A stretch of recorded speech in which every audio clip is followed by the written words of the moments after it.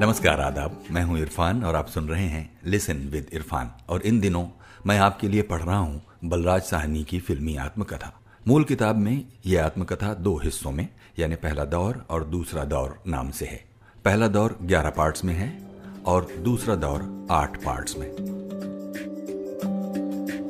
Part 16।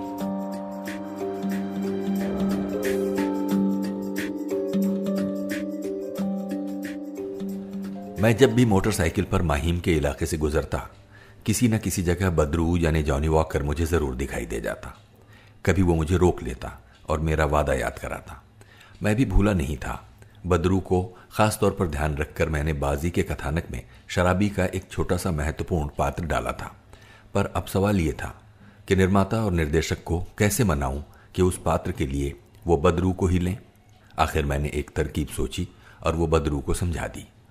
अगले दिन सुबह जब चेतन, देव, गुरुदत्त और मैं दफ्तर में बैठे विचार विमर्श कर रहे थे तो देखा कि एक शराबी नशे में धुत बना चपरासी के रोकने पर भी अंदर घुस आया है और क्लर्कों को तंग कर रहा है। तभी वो सीधा हमारे पास आ गया और देवानंद को संबोधित करके अंट शंट बोलने लगा। उसने ऐसा ठाठ बांधा जिसका जवाब नहीं था। हंस हंस कर हम सब के पेट दुखने लगे। हमारी हंसी जरा ठंडी होती कि वो फिर कोई नया नुक्ता छेड़कर रौनक लगा देता। आधा पौना घंटा इसी तरह होता रहा।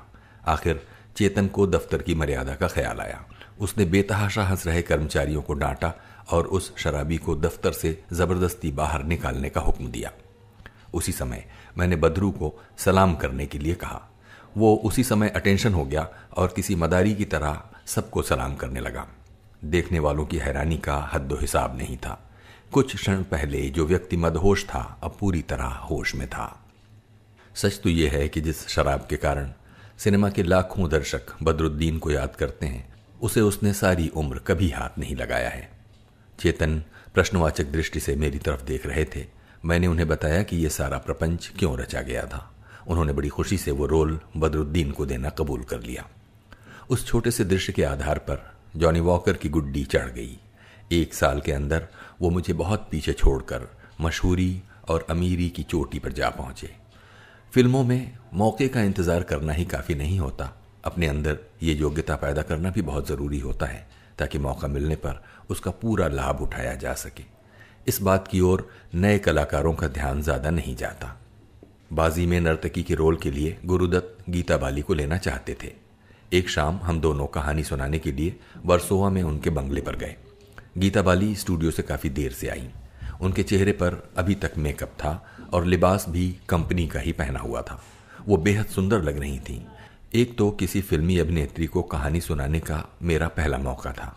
दूसरे, उनकी हरकतें ऐसी चंचल थीं कि मुझे सारा समय ऐसा लगता रहा जैसे उन्हें सख्त उकताहट हो रही हो। लेकिन उनकी समझबूझ कमाल दर्जे की थी। मैंने स्क्रिप्ट का अभी 1/3 हिस्सा ही पढ़ा था कि गीता बाली सोफे पर से उठ खड़ी हुई और उन्होंने कहा, बहुत बढ़िया, मैं जरूर आपकी फिल्म में काम करूंगी।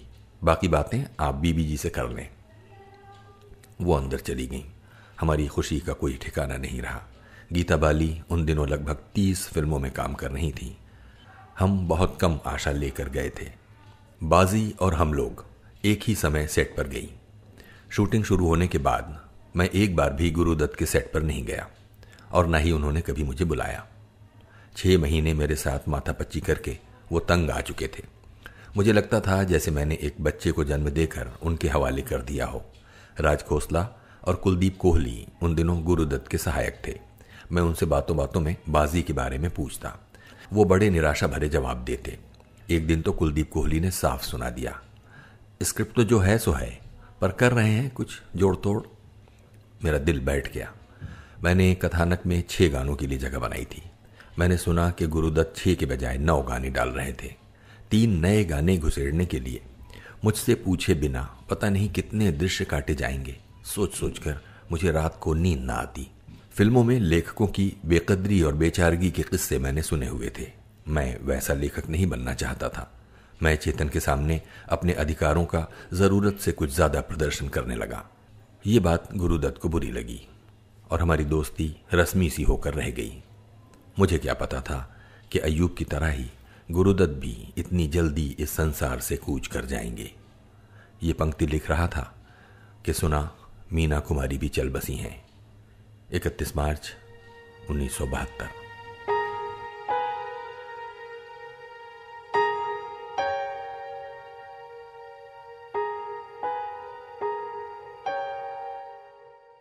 उन्नीस खंडाला में पिंजरे के पंछी की आउटडोर शूटिंग। शॉट है, मीना कुमारी आत्महत्या करने के लिए रेल की पटरी पर चली जा रही हैं। मैं उनके पीछे बहू बहू पुकारता हुआ भाग रहा हूं और ऐन वक्त पर उन्हें गाड़ी के नीचे जाने से बचा लेता हूं।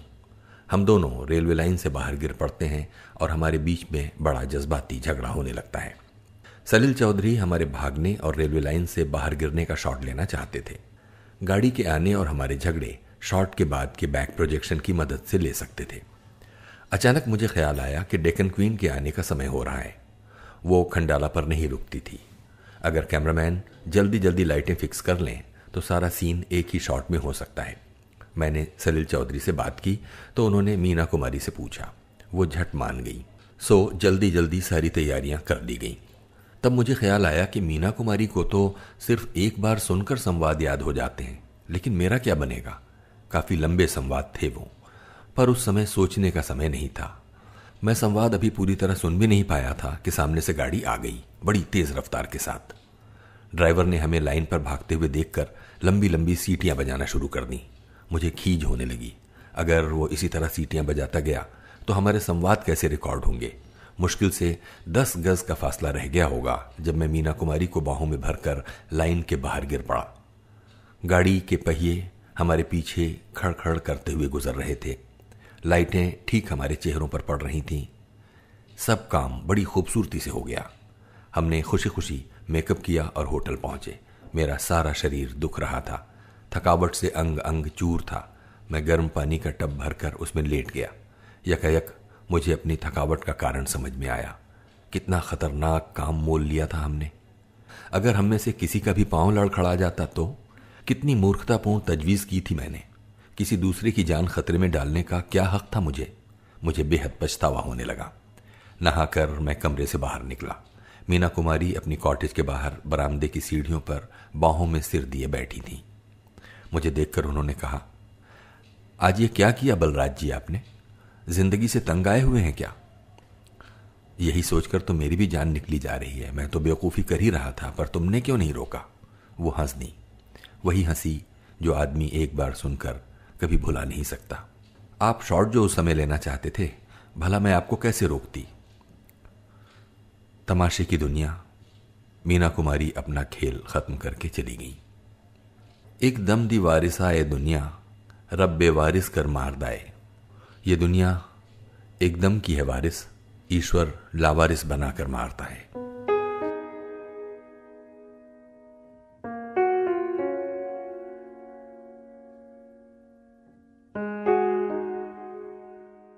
हम लोग की शूटिंग शुरू हुई तो मेरी बुरी हालत थी।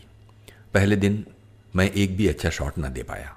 कैमरे का डर जो पहाड़ की तरह मेरी छाती पर बैठा चला आ रहा था, अब असह्य हो उठा। उस दृश्य में अनवर हुसैन मेरे साथ काम कर रहे थे, मुर्गी चोर कुंदन के रोल में। उनकी तरफ देखते ही मेरा आत्मविश्वास टूट जाता, होशो हवास उड़ जाते। शॉट तो क्या, एक भी रिहर्सल मुझसे सिरे न चढ़ी। मेरी उस हालत का अंदाजा इस बात से लगाया जा सकता है कि एक मौके पर जब मैं हवा खाने के लिए बाहर बेंच पर जाकर लेटा तो पतलून में मेरा पेशाब निकल गया। लंच की छुट्टी के बाद मैं किसी हद तक अपने आप को संभाल सका। 1-2 शॉट भी हुए, पर जैसे मुझे हौसला देने के लिए ही ओके किए गए। मैं जितना ही डरता, अनवर हुसैन उतने ही जोश में आ जाते। फिल्मों की शूटिंग में आमतौर पर यही होता है। यहाँ खरबूजे को देखकर खरबूजा रंग पकड़ता नहीं बल्कि रंग छोड़ता है। अनवर का रोल बेहद चुलबुला था। ऐसा लग रहा था जैसे वो उन्हीं के लिए तैयार किया गया हो। अनवर हुसैन हम लोग की जान थे। उनका अभिनय अद्वितीय था। उसके बाद पिछले 20-22 वर्षों में उस स्तर का रोल उन्हें एक बार भी नहीं मिला। जिया उस दिन मुझे टैक्सी में अपने साथ बैठाकर स्टूडियो ले गए। शाम को भी टैक्सी में इकट्ठे ही वापस आए।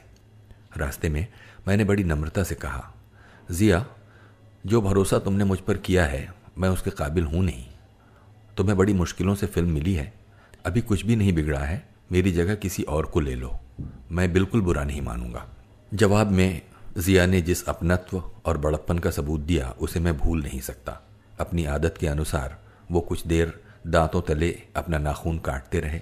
फिर उन्होंने कहा, बलराज साहब, अब तो या तो इकट्ठे तैरेंगे या इकट्ठे डूबेंगे। पर इस जवाब से मुझे न हौसला मिला न खुशी मिली, बल्कि अगले दिन फिर कैमरे के सामने जाने का डर और ज्यादा सताने लगा। घर पहुंचकर अपनी पत्नी को देखते ही मैं फूट फूट कर रोने और दीवार से सिर टकराने लगा। मैं कभी एक्टर नहीं बन सकता, कभी नहीं, मेरे मुंह से बार बार निकल रहा था।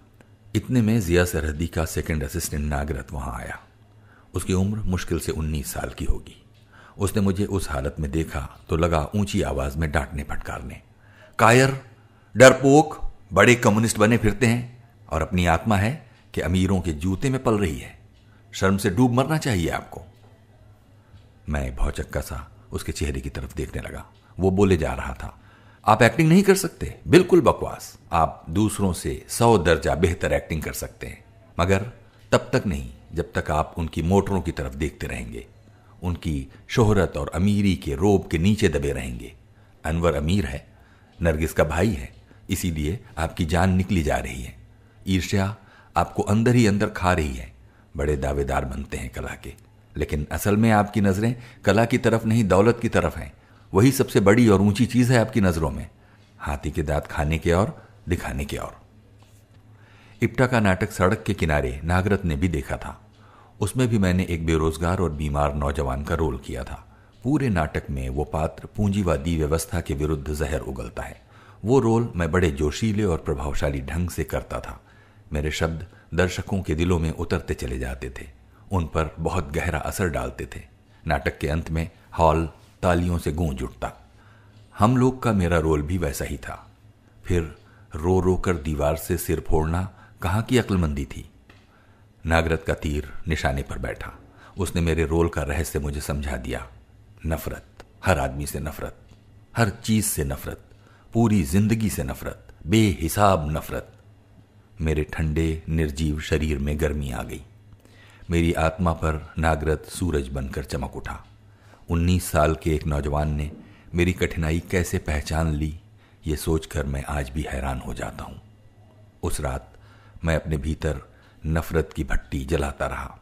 अब मैं समझ गया था कि मेरा हौसला अकारण ही नहीं टूटा था, बल्कि मेरे परिवेश ने जानबूझकर या अनजाने उसे तोड़ने की साजिश की थी।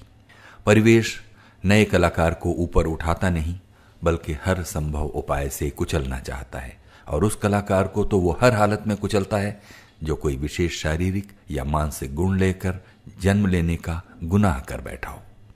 जो कलाकार ठीक समय पर इस बात को समझ गया और अपने बचाव के लिए डट गया, समझिए वो बच गया।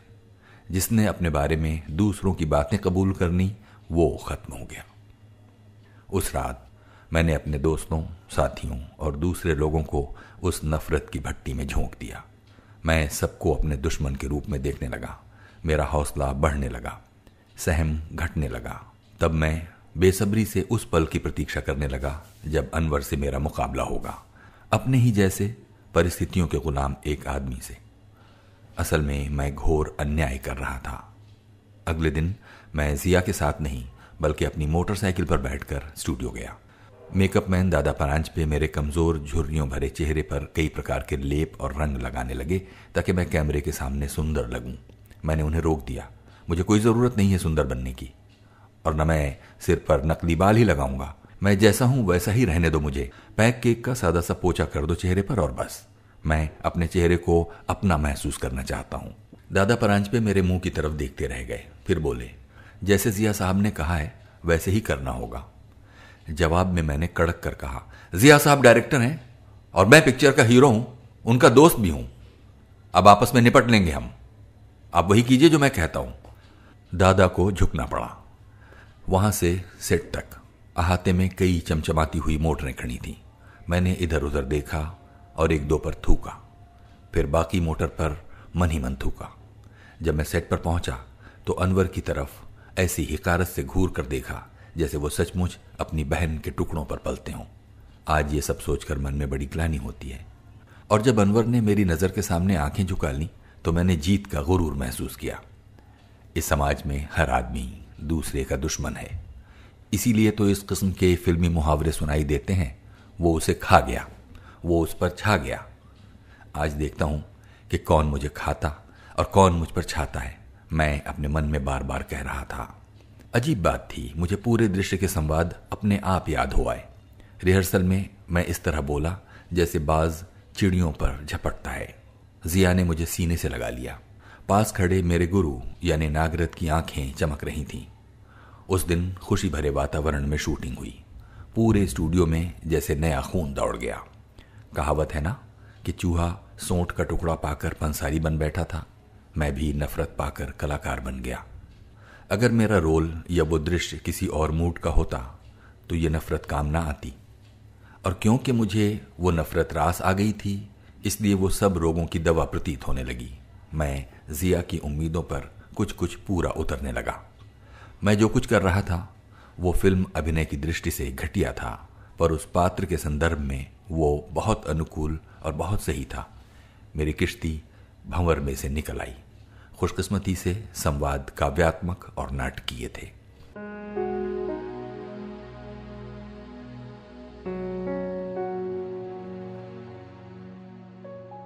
छोटी सी हार पर हौसला छोड़ देना और छोटी सी जीत पर फूल कर कुप्पा हो जाना अनाड़ी कलाकार की पहली निशानी है।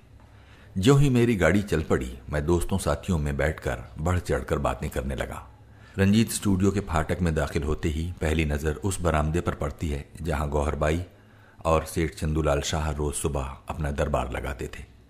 फिल्म लाइन की सब बड़ी छोटी हस्तियां उनके दर्शन करने आती थीं। जिसे विशेष सम्मान देना होता उसे सेठ जी खाने के लिए रोक लेते। शाम को सेठ जी अपनी पीढ़ी पर चले जाते सट्टे के कारोबार के सिलसिले में। फिल्मों और सट्टे में उन्होंने करोड़ों रुपए कमाए थे और करोड़ों ही हार कर बैठ गए थे। उनका बादशाहों जैसा मिजाज था। रेस के घोड़ों के साथ उनकी फोटो आए दिन समाचार पत्रों में छपती थी। उनका 6 फुट से ऊंचा कद था, मीठी मनमोहक मुस्कुराहट और चांदी से सफेद बाल थे। अनवर हुसैन उन्हें प्यार से नेगेटिव प्लेट कहकर बुलाते थे। वो बात मशहूर थी कि एक बार रेस के बाद पूना से बंबई लौटते समय सेठ जी अपनी पूरी फिल्म हार आए थे और एक शीश महल का दृश्य लेने के लिए उन्होंने संगमरमर के बुतों के बजाय सेट पर नंगी लड़कियां खड़ी कर दी थीं। और भी कई किस्म की कहानियां सच्ची या झूठी उनके बारे में प्रचलित थीं। सेठ जी के दिल में कलाकारों के लिए बहुत कद्र थी। मेरे काम के बारे में उनकी चाहे जो राय रही हो, मेरे साथ उनका सलूक बहुत अच्छा था।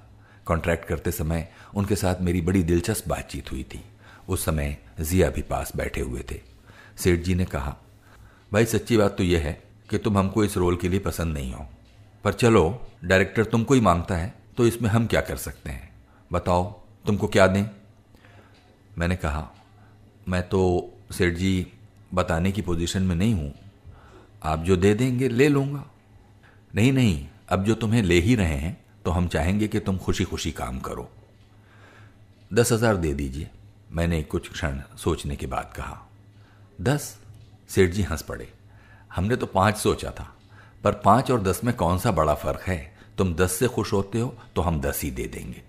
मेरा हौसला बढ़ा और मेरे मुंह से निकला, सेठ जी आप कुछ भी दें, पर मेरी दरख्वास्त यह है कि मुझे बाकायदा हर महीने किस्त मिलती रहे। मेरे सिर पर कर्ज है और मैं बड़ी मुश्किल के दौर से गुजर रहा हूं। अच्छी बात है, तुम्हें हर महीने के पहले हफ्ते 1,500 रुपये मिल जाया करेंगे। उसी समय उन्होंने मैनेजर को बुलाकर इस बारे में हिदायत दे दी।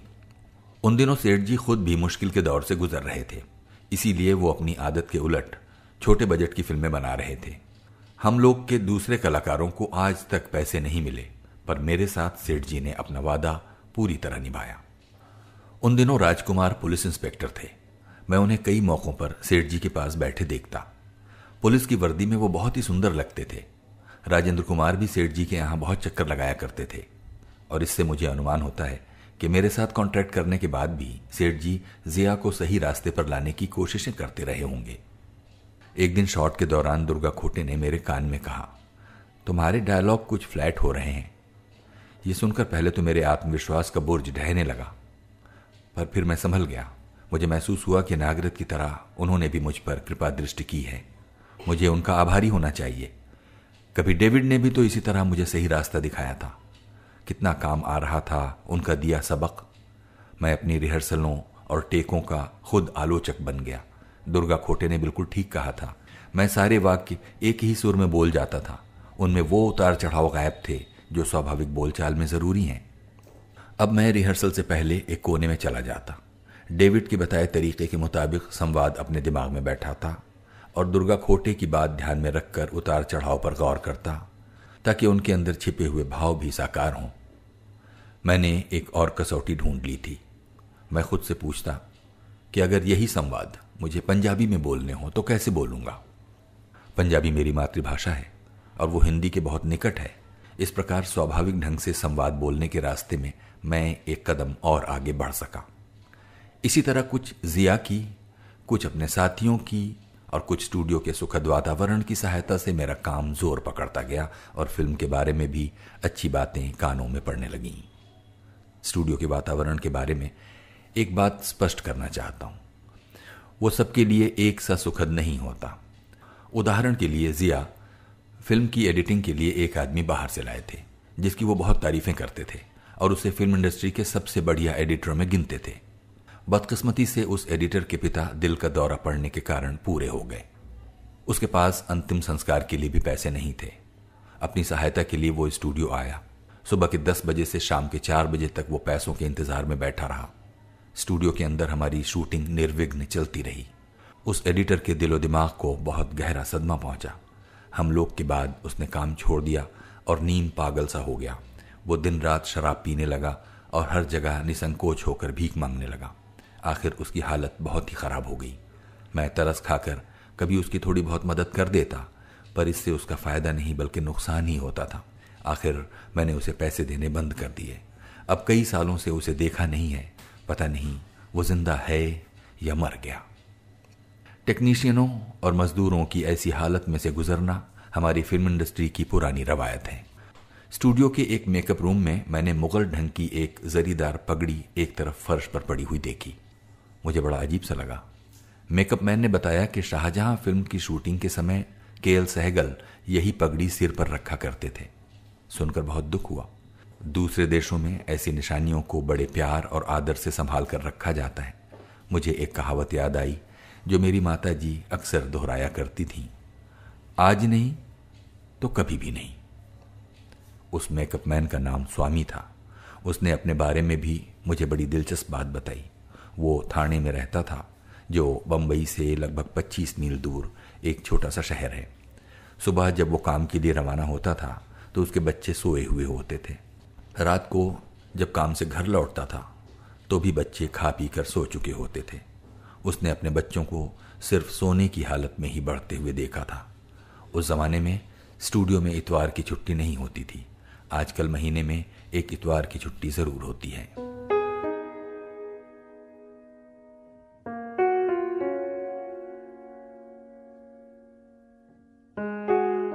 हम लोग लगभग 6 महीने में पूरी हुई। जिस शाम को स्टूडियो में उसकी पहली ट्रायल हुई, मेरी अजीब सी हालत थी। मेरा शरीर तप रहा था जैसे बुखार हो। कहानी का कोई सिर पैर मेरी समझ में ना आया क्योंकि मैं सिर्फ अपना काम देख रहा था और उसमें मुझे कुछ भी अच्छा नहीं लग रहा था। फिल्म खत्म होने पर कोई कुछ ना बोला।